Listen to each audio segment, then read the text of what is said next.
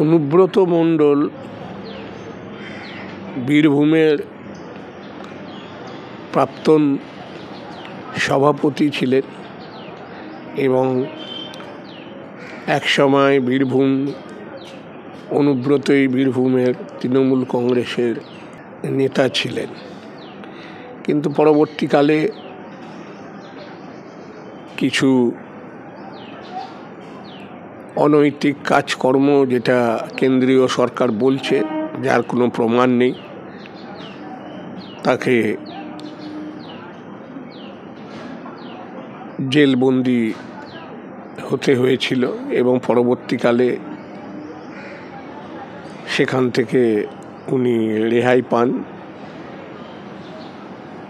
কোনো বিচার ব্যবস্থায় ওনাকে শাস্তিযোগ্য বিচার দেওয়া যায়নি, কিন্তু তা সত্ত্বেও তৃণমূল কংগ্রেস এমন একটি দল যারা কোনোদিন কোনো অনৈতিক কাজকে সমর্থন করে না।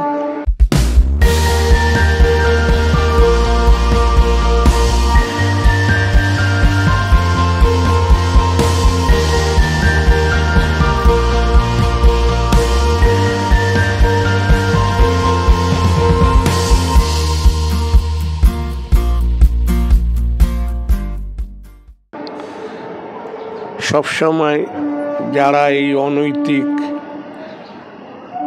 কাজের সঙ্গে যাদের নাম জড়িয়েছে, তারা তাতে বিচার পেল কি বিচার পেল না, সেটা সঠিক কিংবা সেটা বেঠিক, তার বিচার না করেও তাদের প্রতি একটি দূরত্ব বজায় রাখার চেষ্টা করে, যাতে মানুষের কাছে মামাটি মানুষের সরকারের বিশ্বাসযোগ্যতা থাকে।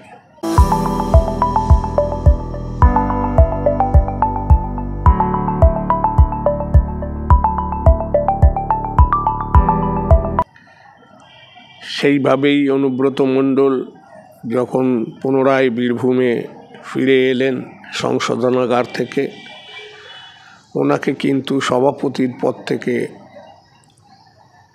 অপসারণ করা হলো এবং ওখানে যে কোর কমিটি করা হলো, সেই কোর কমিটির একজন সাধারণ মেম্বার হিসাবে ওনাকে রাখা হলো, কারণ ওনার প্রগাঢ় ব্যক্তিত্ব এবং প্রগাঢ় রাজনৈতিক অভিজ্ঞতার জন্য। তারপরে আমরা দেখেছি কোনো এক সময়ে হঠাৎই উনি আমাদের বীরভূমের বোলপুরের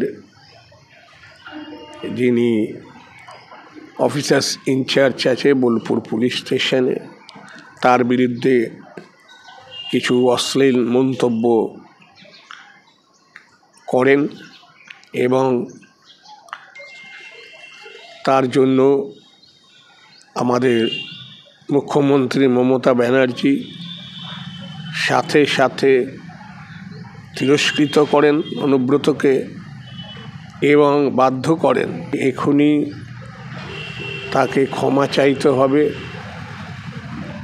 ওপেন ফোরামে। এ নয় যে চুপি চুপি ক্ষমা চাইতে হবে, সকলের সামনে ক্ষমা চাইতে হবে এই কথাগুলো বলবার জন্য, কারণ আমরা পুলিশই আমাদের এই সমাজের মেরুদণ্ড। সেই পুলিশ কর্মীর বিরুদ্ধে এই কোনো রকম অশালীন বক্তব্য মানা যায় না। অনুব্রত মণ্ডল সাথে সাথেই সেই পুলিশ প্রশাসনের কাছে ক্ষমা চান লিখিতভাবে এবং জনসাধারণের কাছেও ক্ষমা চান তার এই বক্তব্যের জন্য, এবং সাথে সাথে পুলিশ তার বিরুদ্ধে আইনি যে প্রক্রিয়া সেটাও শুরু করেন। তার বিরোধিতাও কিন্তু মমতা ব্যানার্জি করেননি। এটাই হচ্ছে তৃণমূল কংগ্রেস।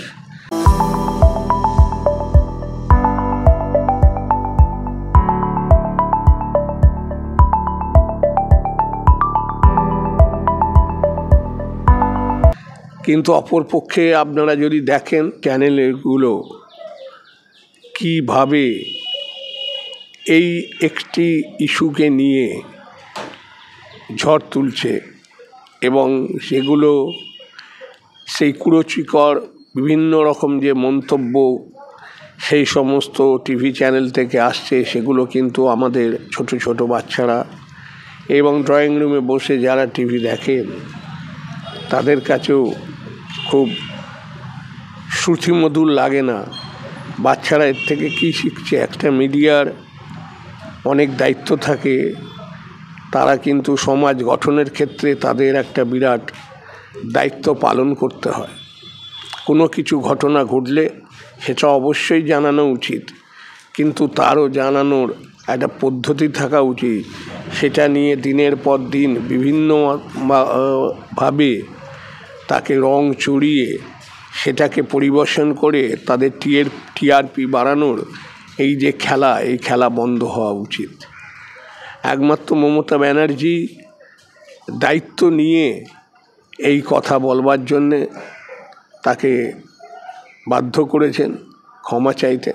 আজ পর্যন্ত কোনো রাজনৈতিক দল, আপনারা সকলেই দেখেছেন, আমরাও দেখেছি, সে সিপিএমের আমলে বলুন, অনিল বোস থেকে আরম্ভ করে আরও বিভিন্ন বিনয় কুমার থেকে আরম্ভ করে আরও বিভিন্ন সিপিএমের বড় বড় নেতারা আমাদের মুখ্যমন্ত্রীর সম্বন্ধে কুরুচিকর মন্তব্য, যে মন্তব্যগুলো শোনাও যারা শুনছে তাদেরও মারাত্মক অস্বস্তি লাগে। বিজেপির এখনকার বিরোধী দলনেতা শুভেন্দু অধিকারীও আমাদের মুখ্যমন্ত্রীর সম্বন্ধে কুরুচিকর মন্তব্য করেই যাচ্ছেন এবং বিজেপির প্রাক্তন সভাপতি তথাগত রায়, আপনারা শুনেছেন কিভাবে মুখ্যমন্ত্রীকে মেলাইন করেছে, কিভাবে মুখ্যমন্ত্রীর সম্বন্ধে কুরুচিকর মন্তব্য করেছে। কিন্তু আজ পর্যন্ত না সিপিএম না বিজেপি কোনো দলই কিন্তু কোনো রকম তাদের বিরুদ্ধে ব্যবস্থা নেয়নি। একমাত্র তৃণমূল কংগ্রেসই সাথে সাথে ব্যবস্থা নিয়েছে, তাকে ক্ষমা চাইতে বাধ্য করেছে অনুব্রত মণ্ডলকে, এবং তার বিরুদ্ধে যে আইনগত প্রক্রিয়া পুলিশ চালু করেছে তার বিরুদ্ধচারণও তৃণমূল কংগ্রেস করেনি। তারা বলেছেন তৃণমূল কংগ্রেসের পক্ষ থেকে যে আইনের মতন চলবে, সেখানে আমরা কোনো হস্তক্ষেপ করব না। কেউ যদি অন্যায় করে আইনে যা শাস্তিযোগ্য তার অপরাধ, সেই শাস্তিযোগ্য অপরাধ পেলেও তৃণমূল কংগ্রেস তার জন্য আন্দোলন বা তার পাশে দাঁড়াবে না, সেটা তার ব্যক্তি। এই হচ্ছে তৃণমূল কংগ্রেস। আমাদের মুখ্যমন্ত্রী, যিনি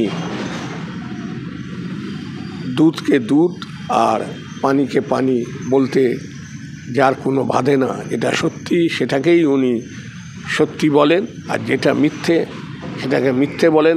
দৃঢ়তার সঙ্গে সেই সত্যির প্রতিও উনি যেভাবে দৃঢ়তার সঙ্গে তাকে সাপোর্ট করেন, মিথ্যাকেও উনি সেইভাবেই প্রতিবাদ করেন, সে তার নিজের দলের লোক হোক বা অন্য কোনো রাজনৈতিক দলের লোক। ধন্যবাদ, নমস্কার।